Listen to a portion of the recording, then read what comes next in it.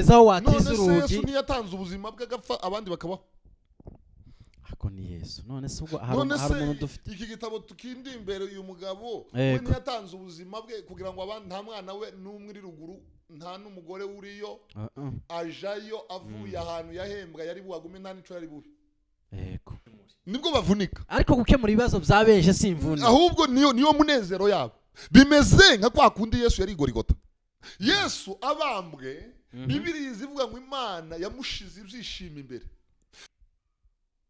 Uza amashisha ndayazi yo muri Kongo yo mu bisambu hari umwenda wahanyuzaga ugahuruka igisambu amashisha yose wayahurukanye. Hari n'undi mwenda w'ishashi wahanyuga ugahuruka nta n'ishisha na rimwe. So hari abantu babwira imitima y'ishashi itaza Tic tac, vuba vuba. Tic tac. Tic tac, tic tac, tic tac. Tic tac, caméra cachée.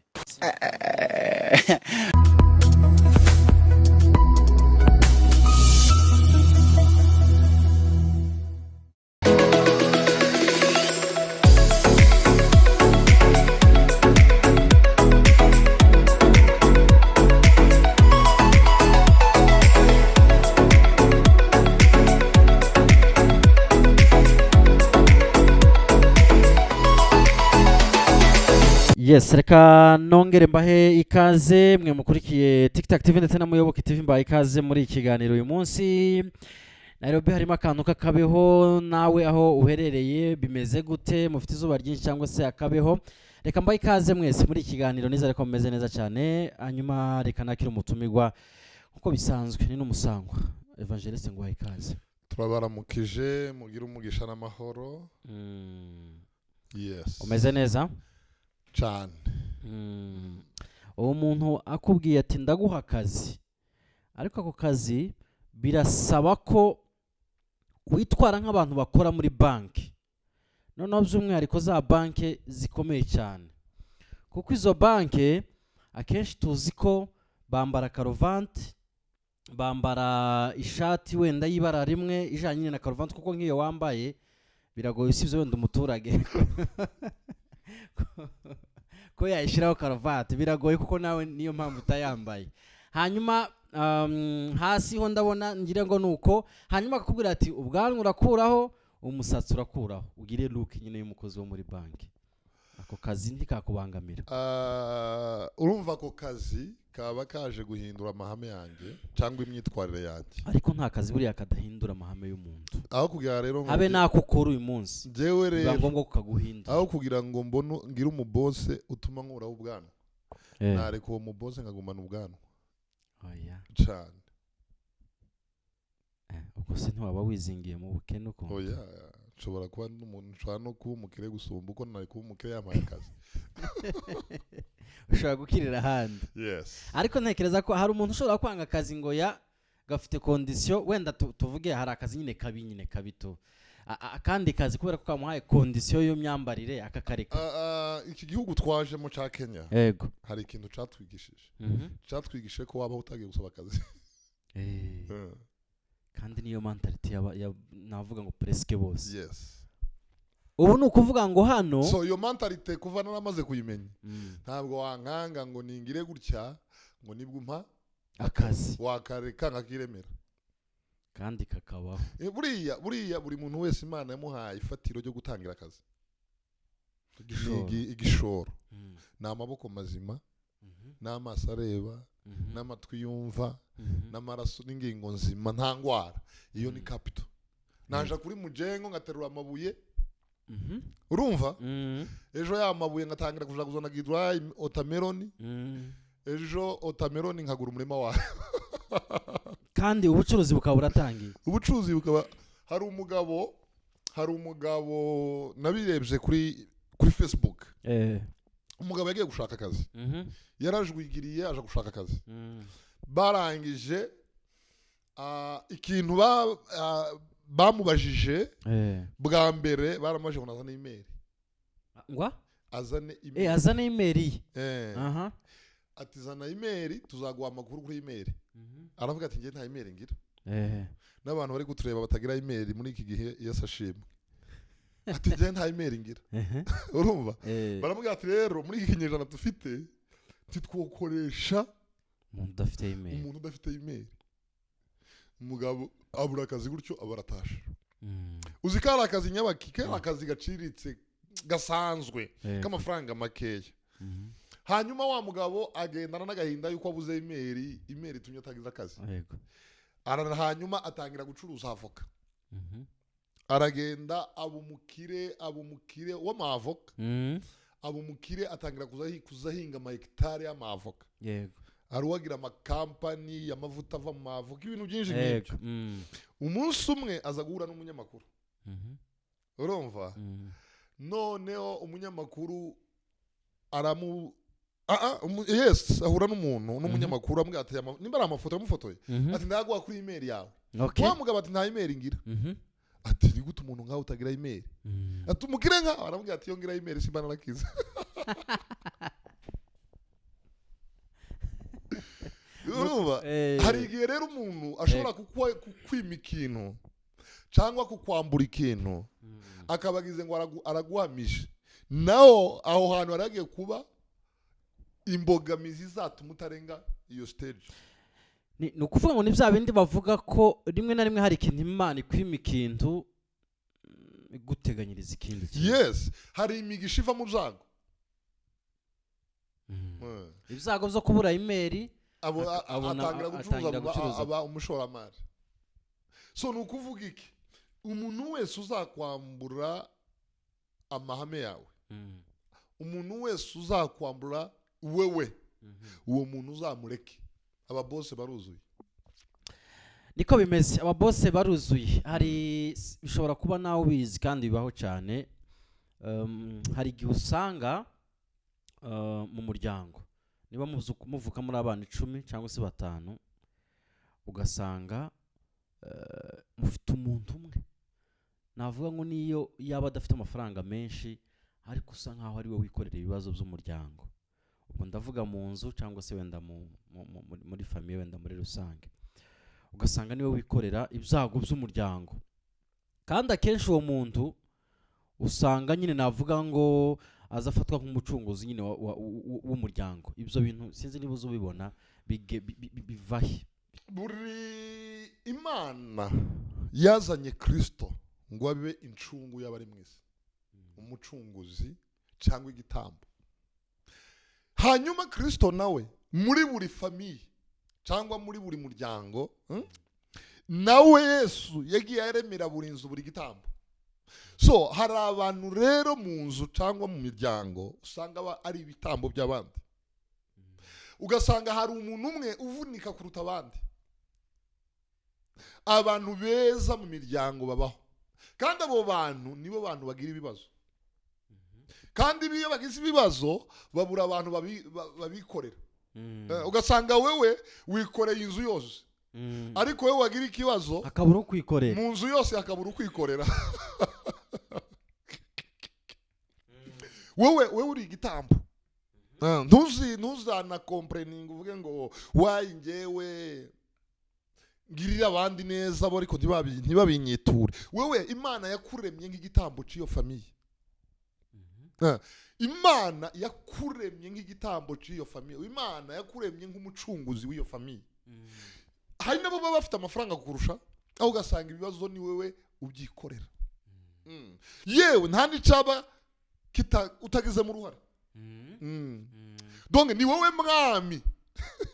Ni wowe mwami wo muri iyo nzu. Ni wowe mwami w'iyo nzu. So buri famille igenda igira abo bantu, buri bwoko bugenda bugira abo bantu. Abo bantu nuko Imana yabaremye. Ako mu buzima busanzwe si byiza. Niba muvuka muri 10 se mukavunisha umuntu umwe, bivuze ko na wa muntu umwe akenshi usanga mumushize mu bukene kubera amadepanse mu musunikiraho. Uva uwo muntu nubwo mwebwe mutoyamushiramo, ni kwa remwe abandi bazayamushiramo. Abo ni abantu beza Imana yaremye, ni inyenyeri ziri mu mwijima. Ni inyenyeri ziri mu mwijima. Abo bantu n'uyu munsi tuvugana nibo wasanga ari umugabo umwe udafite akazi kanakomeye, ugasanga abana bose bo mu caro apangaye bose baje gupanga iwe. Ugasanga mu rugo rwe ahembwa 200,000 ariko afite abantu nka 20. bamwe bene wabo n'abandi b'abakene yagiye atoragura mu nzira, niko aremwe. Imana yamuremyemwo ishusho ya Kristo yo kwitambira abandi. Ni igitambo. Ni Imana mu bantu, ni Imana mu muryango.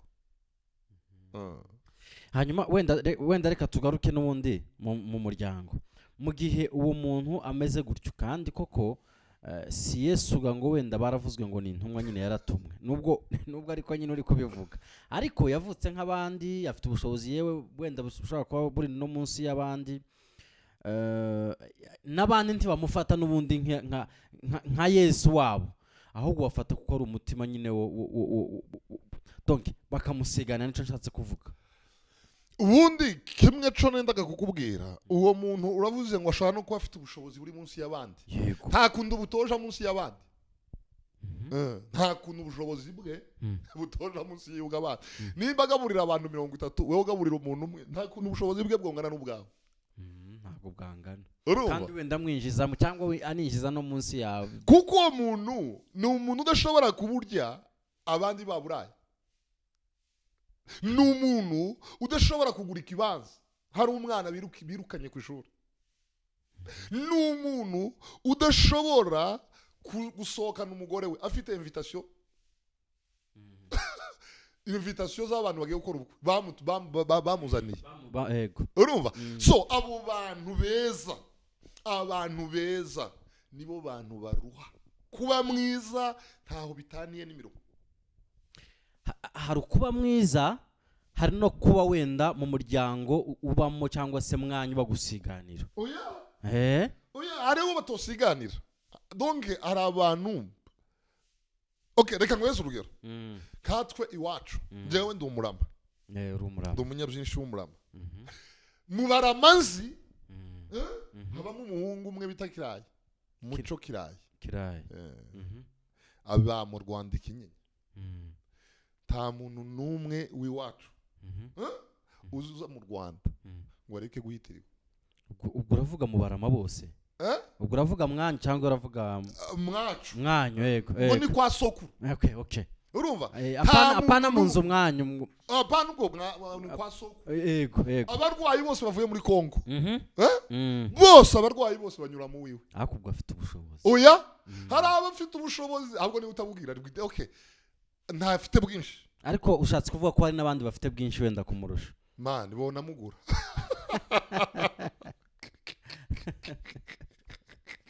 Urumva?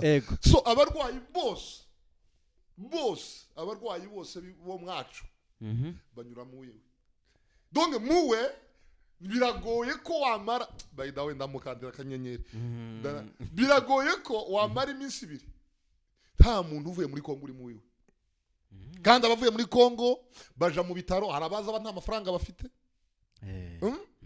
Akishura transport baba bafite transport yabagejejeho. Yabagejejeho. Igashira. Donc kuva hano no kuja kwa muganga buri munsi. Yego. Bidepaniwe kugwaza babashitsi baje kureba abantu barwaye. Ndakubwiza ukuri, nta muntu n'umwe wo mwacu ubwo ni kwa sokuru uzurwara ngo areke gucumbika aho ngaho. Kandi si we wenyine uhaba. Urumva? So nta muntu n'umwe uzuva muri Kongo aje Buganda aje muri Kenya ngo areke gucumbika iwawe kubitega iminsi 2 baza ruhuke. Natwe iyo tunagiye muri Kongo tuvuye hano tiwagenda ngo ureke kunyura iwiwe. Donc niyo nzu turuhukiramo. Urumva? Nese ubwo ntimwamuvunye. Wenda turavuga uwo ndetse n'abandi. Nico nendaga kukubwira. Uwo muntu ufite uwo mutima, abantu beza nibo bantu bavunika. Kandi gitangaje nuko babavuna batanabirekonesa. Zibura ngo bavuge ngo buri muryango wakagombye kubutegura nk'igikombe cyo kubaha cy'umuryango ku mwaka, bakavuga ati woza $100 duheze uriya muntu. Kuko n'ubundi ninge muzozirya. Cyangwa n'abandi bazaza. Ni wa muntu buri kibazo cyose cy'umuntu wacu ni ufite amakuru. Ari muri Kongo abayafite, abari muri Amerika abayafite. Na ubu ngubu ukeneye kubaza umuntu wabuze mubaze we abafite amakuru. si umukire gusumba abandi oya ariko ico numva co ico nkuyemo bashobora kuba nabo bataza banabyigira nyine niko navuze ngo ni Imana irema uwo muntu ariko abo bantu bararusha kandi chose grave tibafasha gusa abo bavukana bafasha n'abayisi n'abagenzi urumva so n'uyu munsi tuvugana hari umuntu uri muri Amerika ntazi uzareba ino video cyangwa uri muri Canada cyangwa uri Australia cyangwa uri mu Burayi afasha ingo 15 zo muri Afrika uwo muntu ashobora kuba ariho jewe nagiye kubwiriza mu nkambi y'Ubugande bita Chaka twabwiye muri iyo nkambi kubwiriza ko hari abantu presque nka 5 tugezeyo dusanga itorero ryitwa ngo ni Victors rifite umuaposo aba muri Amerika yitwa Manase my friend abantu bose muri church bakavuga Manase yanyishuriye tike Manase niwe wangiriye gutya urusengero rwose Manase urusengero rurimo abantu nk'ijana cyangwa barenga ijana ariko bose barimo bavugana Manase uhereye nanjye niwe wari wanohereje tike kujurayo n'abandi ati ni Manase wanohereje abo bantu urumva uwo mutima bafite so urumva bagira inzira nyinshi zo kurekura amafaranga abo bantu beza babaho mu gihe hari undi muntu uba muri Amerika kuva agiyeyo nta na WhatsApp agira yayisagura murika mu mizi kugira ngo abantu bamubure ari iwabo nabafasha ari abaturanyi nabo urumva uwo muntu urumva yakira cyo kimwe n'umuntu ufite abantu 17 afasha oya ntago ari kimwe so abantu beza rero Imana yaremye abo bantu n'imfura Imana yaremye mu isi kugira ngo zimurikire abantu ugasanga umuntu numwe ariko agaburira abantu 50 tuvuga 20 bavukana indi 30 yagiye aramaza abantu bo hanze nyine gusa so umuntu mwiza aba ameze nk'umwenda ufata amashisha uza amashisha ndayazi yo muri Kongo yo mu bisambu hari umwenda wahanyuzaga ugahuruka igisambu amashisha yose wayahurukanye hari n'undi mwenda w'ishashi wahanyuga ugahuruka nta n'ishisha na rimwe so hari abantu babwira imitima y'ishashi itazi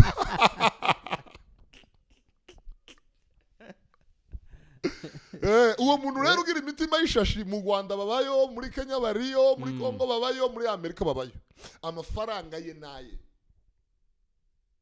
urugo rwe n'urwe abantu mureka imitima y'amashashi ese tugaruke kuri uyu muntu wenda uvuga umwe urakompara abantu babiri wenda bafite ubushobozi bumwe bari muri Amerika cyangwa se n'ahandi Canada Australia ariko ugasanga umwe afite dépense ku bantu aradepanda ku bantu bagera muri 50 afasha abantu bagera muri 50 hanyuma undi nawe ari wenyine yaranihishe ubukire bw'umutungo buzanze bikunze abo bantu bombi bashobora kutangana wenda wa wundi utanga menshi birumvikana ujya wundi ubika cyane ramurusha ariko se reka tubari noneho kuri iyi si yose muri rusange tubari ngo se muri abo bantu bombi ninde ubayeho neza umuntu ubayeho neza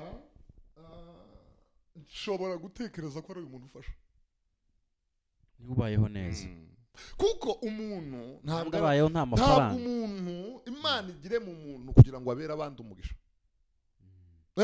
so mu gihe rero utabashije kubera abandi umugisha wowe wenyine ukaja muri hoteli ukarya inkoko ejo ukaja mu yindi ukarya pizza ejo ukaja mu yindi ugakubita wine ejo bundi ukajaha ukagendera mu modoka nziza ugataha mu nzu nziza kubera kuri wenyine ibyo wabigeraho undi we akaba yarananiwe kubigeraho kubera ko aja kugura imodoka nziza umwana we wabakamwama cyangwa umugabo we wabakamwama atumfasha ko abana banjye babwiye kubirukana mu ishuri ya madolari akayafata akayatanga ejo akasubira agapagasa yaje kuyageza undi muntu atumva ati ko ndi mu bitaro fagitire yananiye kwishura ati none ndabigenza akongera akayafata akayaterura akayatanga ejo bundi akongera agapagasa akavuga ati reka ngura ikibanza yaje kugura ikibanza umuntu akamuhamagara atumva ko umwana wanjye afite ubukwe nabuze inkwano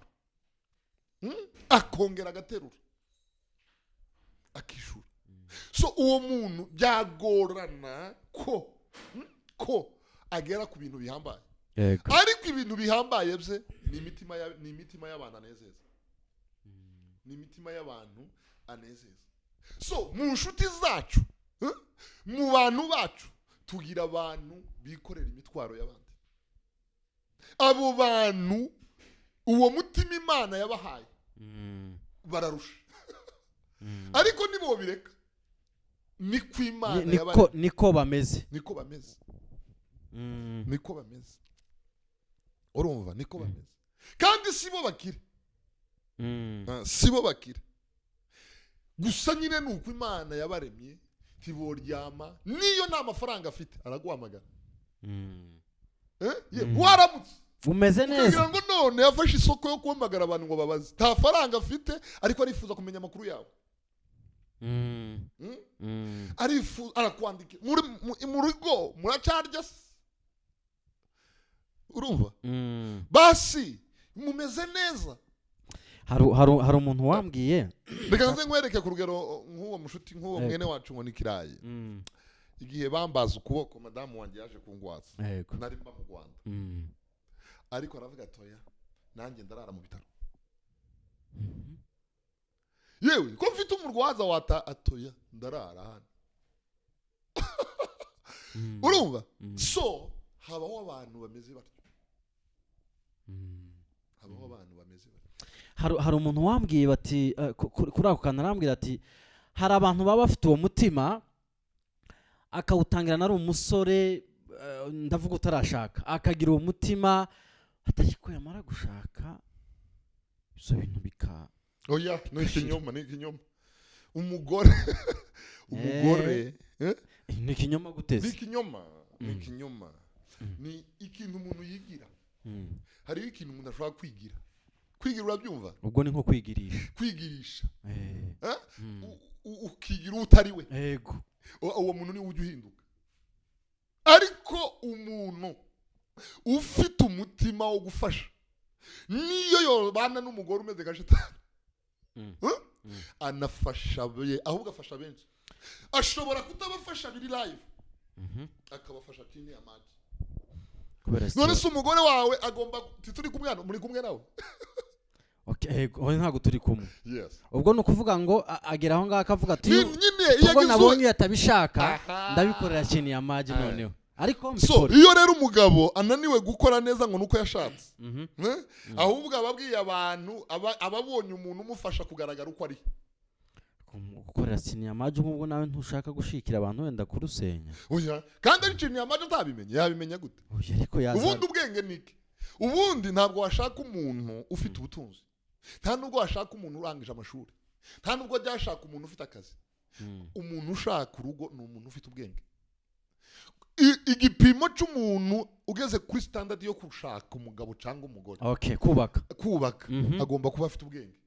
Rero ubwo bwenge nibwo bukubwira ngo uyu muntu nazanye nibandi hanyuma tumia hiyo akili kukaa na huyo mjanja lakini asiwahi kugeuza tabia zako. None se ntago urumva abantu bavuga ngo umugore cyangwa umugabo yaramuhinduye.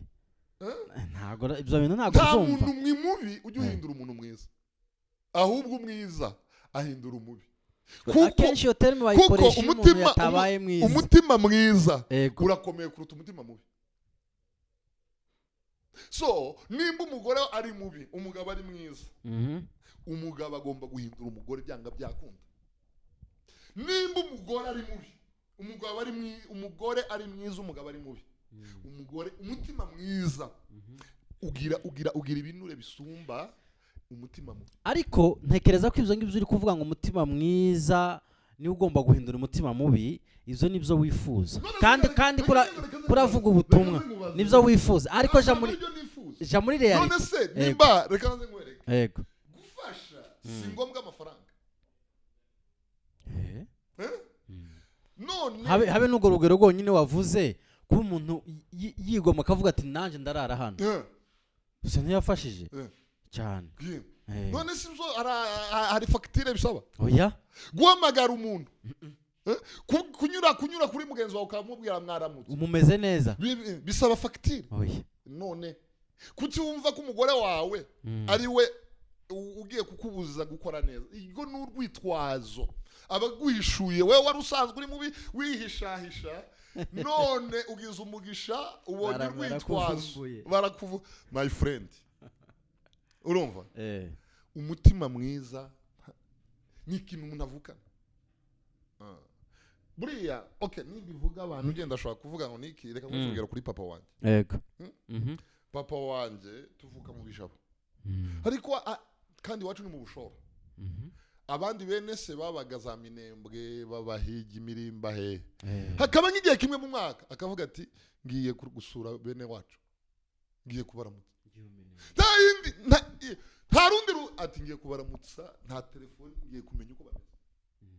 urumva yabonaga umuntu turi ruguru. urabona ko akundi ruguru abantu mwabonaga abantu bari inzira y'abagenzi yarangiza umuntu nk'iri agahita aja kumwitanga ngo naza mugaburire. so muzee akunda abagenzi, akunda abantu, yaragwerekeza akakuvana. so ni ikintu umuntu avukana. niki kandi urukundo ntirujya rutoranya. uko yagirira gutyo abo bene wabo n'abafurero twari duturanye nabo nuko. so muzee wanjye twarajanaga ndi mutoya, twagera nko mu kabira akabona nk'umuzi w'igiti. ubwo tugiye nk'imirimba agatema wa muzi. kutemye uyu muzi yari nka yawe izanyura ngo wazanyura uyu muturanyi ngo itazasita. inka y'umuturanyi ngo abantu batuyana ngo ntibajya bitegereza. ati ngo ntibajya babona ko uno muzi wabavunira inka akawutema. ahantu urugendo kera twagakoresheje amasaha 5 ugiye kugwara indwi. tugagenda twabona ahantu urabona ko akundi muri Kongo bari ibisima imyobo umusozi, akaja gutema igiti agashira muri wa mwobo ngo inka zitazaga z'abandi. ahantu anyuze rimwe nta nazi n'inka zazirishiriza. so umutima mwiza ubwawo. none se aho ngaho turi kuri uyo musozi hari umugore bari kumwe? oya. so umugore rero ni ukwitwaza. umugore ntabwo ajya ahindura umuntu. ntabwo umugore wawe yabuza abufasha kubafasha. kubera ko abantu benshi bavuga abantu benshi barabivuga n'imvuga imenyerewe bati ngo abeza ntibarama, ngo abeza ntibarama.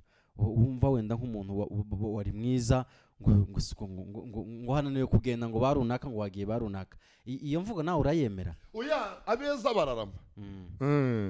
abeza bararama n'ababi bararama, ariko umwiza yapfuye tubona ko akenyutse kuko tuba tubuze ibiryo. tutangira gufinga icyuho cyiwe. iyo umwiza apfuye tuba tubuze ama opportunity. abantu batangira kubona icyo bakabona ko apfuye vuba, ariko abapfiriye cyo kimwe n'abandi. ariko ya mabandi yapfuye ntacu ubona n'ubundi yaratihinze. hari nk'umuntu uri muri Amerika kakanya n'urugero ntafasha bene wabo. niyo bamuhamagaye arakupa, iyo umwandikiye nta reacting, uwo iyo aciyeho nta n'ubimenya. ariko umuntu mwiza wishurira ingo nka 10, uwo muntu yapfuye ni intwari. abantu babona ko yihuse. okay. none se iyi intwari ipfuye mu gihugu ari abasirikari 1000 kandi bose birirwa bagwa, nako wapfa ugasanga ikuba cabaye. kandi hari abandi n'ubundi nabo bapfa, kandi bapfa bakora akazi gasa ka wa wundi. urugero wenda ruri hafi ni general Makari. urabizi ko igihe cyo wagira ngo n'abandi, kandi nawe yari umusirikare, kandi nabo bari abasirikare, na mbere yiwe hari abandi basirikare bapfuye. so buri gihe cyose umwizi yapfuye haba w'igikuba, kandi bakabona ko akenyutse. ariko buri muntu wese apfira igihe cye, buri muntu wese apfira ku mwanya we. ariko abeza bo tubona bakenyutse pe. ubwo ni mbone y'abantu. ariko amabandi yapfuye tubona afiriye igihe. kavuga ati Imana ushimwe kuri dukijije. so abantu beza bararusha, kandi abantu beza ntibagira n'ababa babera igitambo. nico kibazo. babera abandi igitambo, ariko bo ntibagira abababera ibitambo. Yesu yapfiriye abantu ariko sinzi ko wabone kumupfira. Byagora. So abantu beza byagora ko batera imbere, byagora ko bakomera kandi bateza abandi imbere. Reka nze nkwereke, ndamwira abantu ngo hari ibintu bibiri biza bivuna gusumba ibindi. Ni urukundo, ni umutima mwiza. Ibyo bintu biravuna. Kundo umutima mwiza. Amajoro azaryama arabaza, aja gusinzira umuntu akamuhamagara ati yewe wampaye imodoka yawe k'umwana ndembanye, ukabura byutse ugiye gutwara umwana w'umuturanyi. Ejo hari umuhungu duturanye hano nibagiwe izina rye. Ego. Hano maji. Twagiye ahantu hari ikintu ngiye kugura. Antwaye umumotari. Arangiza arambwira tuko ngeze aha. Reka ninjire kuri ya station. Ngure ndarana essence, sinda ndarana essence. None tubufite akazi ka mu gitondo atoya ati ntekereza ko umwana w'umuturanye ashobora kugwana nijoro nkamutwara. Mbese nibyo ateganya. Ati kurara mfite ikinyabiziga. Ati umuturanyi yorwara nijoro akampamagara ati yewe ko ndemvye. Ati reka ndazemo buri gihe ngomba kuraza mu essence. Mu gihe wewe kuribanda ariko nturibandi iyo ugiye kuryama uhituzimya telefone ngo hatagira umuntu guhamagara nijoro abafite ikibazo. Aho kugira ngo uzareke kwitaba telefone guhamagaye saa 8 za nijoro. Uzareke kwitaba telefone ya saa 8 za kumana. Ako kantu gasubiremo. Hari abantu batabizi. Nubona umuntu aguhamagaye nijoro ugomba kumwitaba nk'uko uwo muntu abagize ikibazo kiri emergency. Mu gihe abantu rero uya mitima mibi muganiya yacano yakayore ariko yacano tsoje kwisura amapepu yabafashe. Uweje kuryama ukamuzimya telefone kugira ngo hatagira umuntu gusumbu. Ngusinzire neza ntabwo uri imfura papa, ahubwo abandi iyo bagiye kuryama nijoro ashiramo sonere hatagira umuntu uniyambaza nijoro akambura. Aho kugira ngo ureke kwitaba telefone ya nijoro, wareka kwitaba telefone 200 za kumana. Kuko umuntu yaguhamagaye nijoro saa 8 saa 9 saa 10 saa ngapi, uwo muntu abagize ikibazo kiri emergency, iyo niyo telefone ukwiriye kwitaba nk'uko uwo muntu abakwiyambaje. Ariko reka ku ruhande gatunje kuri abo bantu bazimya amatelefone, reka mikubwire hari igihe umuntu ashobora kuguhamagara saa 8 za nijoro, urumva akaguhamagara akakubaza ati se umeze neza, ya gahunda y'ejo ko nabonaga twayihindura tuyishire ejo bundi urabyumva gute? Mbuto ukamubwira nti nta kibazo, ariko umva iyo gahunda umuntu aba aguhamagariye undi mu gitondo akubwira ati none se ku cyumweru uzaza gusenga, akamubwira nti urakoze n'ikintu nashaka kukubaza. Oya nta muntu wahamagara undi saa 8 z'ijoro. Nyamara abo bantu baba nta muntu wahamagara undi saa 8. Abo bantu baba reka kubwira abo uzi ko hari umuntu ugura amayinite yamenya ko azoshira ejo saa 9 akazaza umusaruro saa 9 za nijoro. Abo bantu ni bake. Okay, ni bake. Ntabwo byaba buri munsi. Binamutse binabaye ni rimwe. Kandi umuntu uguhamagara saa 9 z'ijoro. Ntabwo aba nyine iyo gahunda nayo bifatika. Ntabwo aba ari yamabwa. So ibintu byose biva ku mutima karemano. Uyu mutima nta ujye wiga. Uyu mutima nta nuwabwira undi ngo kuki utawugira.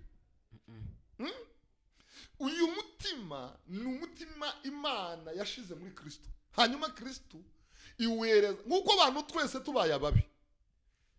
Iyi si yozima twese tubaye banyamwigendaho. Iyi si yozima. Ariko hari abantu nyine bafite uwo muco w'Imana. Imana yihereye uwo mutima. Abo bantu ariko bararusha. Kandi buri muryango ugira uwo muntu. Nawe wanyu kukera umutima hari uhaye kubitaho.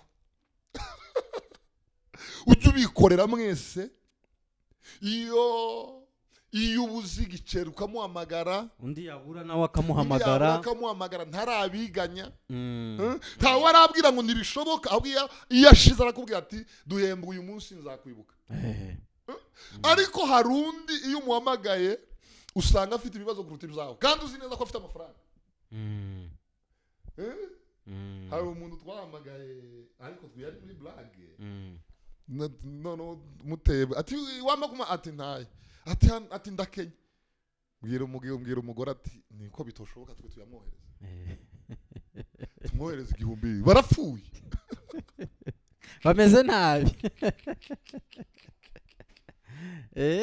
so urumva hari abantu uyu munsi ugerageze mu nshuti zawe. Hari umugabo twabanye mu Rwanda witwa Charles umugabo witwa Charles Karegeya. Twari dufite ministry ifite abantu benshi, ariko iyo habaga ikibazo c'amafaranga wabonaga urusengero twese rero turi kureba, kandi mu by'ukuri si warushaga abandi amafaranga babagamo. Ariko niwe muntu ufite umutwaro, afite umutwaro. No muri famiye hari abantu bagira imitwaro. So kugira umutwaro ntabwo ari ukuvuga ngo ufite ubushobozi. Shobora kugira umutwaro nkavuga ngo nimbona amafaranga nzagirira runaka neza, bikaba umutwaro nkabigambirira nkihiringa nkazayabona. Kuko ngira umutwaro nkavuga ngo mu nzu yanjye nta televiziyo irimo nzayigura, ugasevinga mba kuyiguza. Habaho abantu rero muri famiye bagira imitwaro. Abo bantu ntibanagira gusa n'imitwaro noneho ya famiye yabo gusa, banagira n'imitwaro y'abantu baziranye. Abo bantu ni beza poeme. Hanyuma abo bantu reka noneho ari nako tugiye gusorezaho. Abo bantu baravunitse cyangwa kubera imiterere yabo Imana yabahaye, nta nubwo bazi wenda ko bakora ibyiza, mbese ntibabivunika. Nibwo buzima. Nibwo nukuvuga aba bantu ibo bovunika iyo uje kubatura ikibazo ntibagikemure. Nibwo bavunika. Ariko gukemura ibibazo byabeje simvune, ahubwo niyo munezero yabo. Bimeze nka kwa kundi Yesu yari Gorigota. Yesu abambwe, Bibiliya ivuga ngo Imana yamushize ibyishimo imbere, abona abantu agiye kubohora. Urumva? Hanyuma ngo yihanganira isoni zo kumusaraba. Yego. Yesu ntiyigeze yumva uburibwe bw'Igorigota kuko yarimo abona intsinzi imbere ye. Yego. Bariya abantu nabo iyo barimo bafasha, iyo uje kumubwira ati umwana wanjye baramwirukanye, akabwira ati umva fata uje kumwishurira, yumva anezerewe. Yumva ameze neza. Hari undi ubwira yagira isoni yaguha wasohoka akavuga ati nyanze atarayatwaye, arabikoze ariko aravunitse kubera ko ataribye. Yambaye umwenda, yambaye urukweto rutaruwe. So buri muryango rero habaho umwana, cyangwa buri famiye igira umuntu, cyangwa quartier igira umuntu, cyangwa akarere kagira umuntu. Abantu bose baruhukiraho. Abo bantu ni imitaka mu mvura, abo bantu ni ibicucu mu kuzuba. Iyo tuvuze ibicucu abanyarwanda bumva ibigoge. Ni igicucu ni ubwo mu Kinyarwanda bacita gute harya?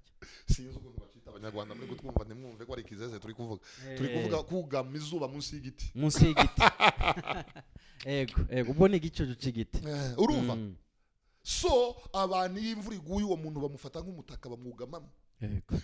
Izuba rivuye n'ubundi bamwihisha mu izuba. Inza riteye ibiganza bye biriramwe abantu benshi. Urumva? Amafaranga ye agera ku bantu benshi. Abana benshi biga kubera abo bantu. So abo bantu rero amajoro menshi ntibasinzira. Iyo agiye gusinzira nibwo runaka muhamagaye. Urumva? Yego. Iyo ugiye gusinzira nibwo runaka amwiyambaza. Iyo agiye kurya inyama nibwo runaka muhamagara, ayari inyama akayavunja ngo ibishimbo bakabipartaje. Yego. Urumva? So hari umuntu butuvugana ushaka kuvuga ati nari buje kurya muri Serena, ariko ibi 50 nari butware muri Serena, reka nje kurya mu karesitora ka hano hafi tubirye turi abantu batanu. Yego. Urumva? So ni ibitambo nyine, nta yindi tero. Ni ibitambo. Abo bantu ni ibitambo. Kandi abo bantu Imana izabaheza umugisha ku bana babo cyangwa kubuzukuru. Yes. Buri muryango rero ugira umuntu. Bekaze nkwereke, hari amafamiye usanga umuntu umwe iyo ubukwe bwabaye ari ubwikoreye akabugira ubwe. Ubukwe iyo bubaye bw'iwabo niwe ubwikorera buri kintu cyose kandi atari we ufite ubushobozi. Hari irindi bandi rivuka muri iyo famiye ryatwerereye menshi ariko riragenda niri nuko agaheruka akaza aje mu bukwe ataza amakuru cyangwa ntanazi cyangwa ntanazi ariko hari urundi ukurikirana buri kintu. Izo nizo nshuti, abo nibo bavandimwe. Kandi buri famiye igira uwo muntu. Nawe iwanyu muramufite, natwe iwacu turamugira. Kuvuga ngo buri famiye buriya nta famiye itomuge. Oya iramugira. Se ni ngombwa buri famiye. Buri nzu yose igira uwo muntu. Buri nzu igira misi. Nta muntu uzawumva bavangura mugabo yarahombesheje. Nubwo atari ibicuruzwa ariko nubwo yaho bakunda kubikoresha. Yabura kamwe basi. Kanyenyeza. Abo bantu Imana iziba zigama.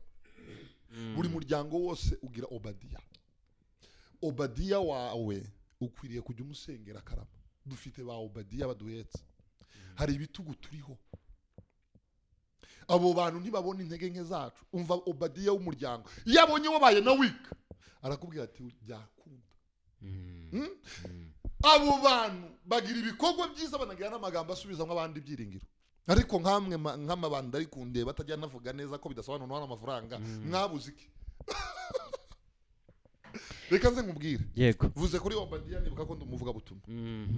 Obadiya ni n'umuntu ufata ideni kugira ngo agukavaringe. Ako kantu abantu benshi ntabwo bakunze kukavugaho rumwe. Kugira ngo ufate ideni ugiye ako ngako bukaretse. Hari abantu bari gutera amabuye baravuga bati ubwo ni bya bindi abanyarwanda bavuga ngo ubuntu butiza urugi harya babyita gute? Erega ariko wabyumvise reka nze nkubwire kugira ubuntu burenze kugeza aho watiza urugi. None se Yesu niyatanze ubuzima bwe agapfa abandi bakabaho. Ako ni Yesu. None se ubwo hari umuntu dufite iki gitabo tukindi imbere uyu mugabo we niyatanze ubuzima bwe kugira ngo abandi nta mwana we n'umwe uri ruguru nta n'umugore uriyo ajayo avuye ahantu yahembwa yari buwagume nta nico yari bubi. Yego. Urumva ahubwo abantu ni ukubera ko ikintu cyatunaniye cyamara kutunanira tugatangira kukidefanda. Ahubwo abantu bose nibatiza inzugi. Kwa mugani Yesu yararutije. Uwo mugabo uri kwerekana igitabo nkuko wari uvuze. Ba Thomas Sankara. Ba Thomas Sankara. Ahubwo abo bantu badatiza inzugi barahari kubera ko bakinga kubera ko abandi batanze izabo nzugi. Muri make wiyumva ntabwo. Reka nzemwereke ko mu Rwanda nka Fred Gisabwigema yari ministre mu Bugande. Yari general major yarabayeho iwe na Museveni bari bameze gutya. Yari bwigumire cyane. So umuntu rero uri mu Rwanda akavuga ngo ntutize ngurugi kandi wariyo kubera ko ari warutijije. We uri hano muri Kenya. Jomo Kenyatta yavuye mu Bwongereza araza anafungwa imyaka 7 aje gushaka ubwigenge kugira ngo abanyakenya bagire freedom. Hanyuma uri hano muri Kenya uri kuvuga ngo ntutizugi kandi we uri ari kubera ko ari umuntu iyo yigumira mu Bwongereza ntiyarameze neza yaranafite nationality. Kandi umereye neza muri Kenya ntaba ameze neza. Umereye neza mu Rwanda ntaba ameze neza. So buri muntu wese ahubwo yagakwiriye gutiza urugo. Uwo mugani munyujije mu ikaramu itukura ni umugani w'ibisambo. Ubuntu butiza urugi ntabwo uwo mugani w'abajura. Ni umugani w'abantu bashaka kwimana. So nukuvuga ikirere. Nukuvuga Imana abo bantu ba Obadiya. Reka nze nkubwize ukuri my friend. Umuryango wose ukwiriye kuba mu Obadiya. Buri karere kose gakwiriye kuba Obadiya n'umuntu urara ijoro. Ariko ikaze nkubaze papa niba utaragera kuri standard ntabwo uri imfura. Ndi kuvugana n'uyu munyamakuru wewe ibandiri zankurikira ntabwo ari wowe ndi kuvuga. Niba inzu yawe yishuye abana bawe bishuye minerval mwariye mugasiga ibyo kurya inyama zikaba ziri muri frigo hanyuma nijoro ukabura ibitotsi kubera umuntu muturanye ufite ibibazo. ubu uri Obadiya. Nimba utaragera kuri iyo standard turi imfura. niba utaragera kuri stand yo gutekereza undi muntu Nturi n'umuntu, uri inyamaswa ituranye n'abantu. Nimba iyo byawe byuzuye ukavuga ati ngezeyo, ariko ukaba udatekereza undi muntu, ubwo hari umuntu wari wumva avuga ngo yagezeyo ko bigoye buri gihe umuntu uko abona ko acagase nyine abo bantu babona ko bacagatse baba bahora bareba bari imbere, ntabwo barahindukiza amaso ngo barebe abantu babari inyuma. My friend, nta muntu wuzuye, nta n'umuntu uri hasi. Ufite abakuri imbere, ufite n'abakuri inyuma. Buri gihe cyose uzahora ureba abagusize, uzahora wiruka kubafata, kandi ntuzabafata. Uzafata umunda gudepansa cyane. Urumva? Yego. Urumva? So nukuvuga iki? Ubuzima bw'abantu bumeze nk'imodoka ziri muri highway. Nubwo wakwiruka gute, imbere yawe hazaba hari imodoka tu. Zanze bikunze. Nubwo wakwiruka gute, uzadepansa imwe usange windi imbere, uyidepanse usange indi. So uzarinda usohoka muri highway, imbere yawe hari imodoka, kandi zimwe ziri no kwitonda ariko zikuri imbere. Cyangwa ugera ahantu hari jam uhagarare, uvuga ati umuntu kuko kwihuta tumufasanza no muri jam ntibigishobora. Cyangwa ugere muri feruje uhagarare. Niko ubuzima bw'abantu bumeze. Rero buri gihe cyose uzahora wiruka kubikuri imbere, uzafuta bifashe kandi udafashije abakuri inyuma. Come on, umva nsubiremo. Yego. Buri gihe cyose uzahora wiruka ku byagusize, uzapfa ntabyo ufashe, kandi uzanapfa udafashije n'ibiri inyuma. Ibiri imbere ntuzabifata, n'ibiri inyuma ntuzabifasha. So rero abantu bari kunyumva, mwe gutwarwa n'ibyabasize gusa, nimuhindukiza amaso mureba abantu bari inyuma. My friend, shobora kutagufasha wewe kubera ko ushaka 15,000, ariko ushaka gufasha umuntu uri ku muhanda uri gusaba kubera ko ashaka 50. kubera ko ashaka 50. Simfite 15 zo kwishura inzu ya Aimable, ariko mfite 50 yo guheza umuntu uri ku muhanda. Yes, Aimable turi muri standard imwe, ariko uri ku muhanda wenda muruta. Buri muntu wese ragira uwaruta. No kuvuga ngo buri wese afite uwaruta, bisobanuye ko buri wese afite uwafasha. Yes. Byanze bikunze. Yes. Reka ngushimire cyane. Thank Wakoze, hanyuma message ndibwira ko wayitanze, ndagushimiye cyane. Shimira abantu hose twabanyagura ku musozo w'ikiganiro, ntekereza ko kiri bubere buri wese wacumvise neza isomo. Ndabashimiye, mukomeze mugire ibihe byiza. Thank you. Tic-tac, vuba vuba. Tic-tac. Tic-tac, tic-tac, tic-tac. Tic-tac, caméra cachée.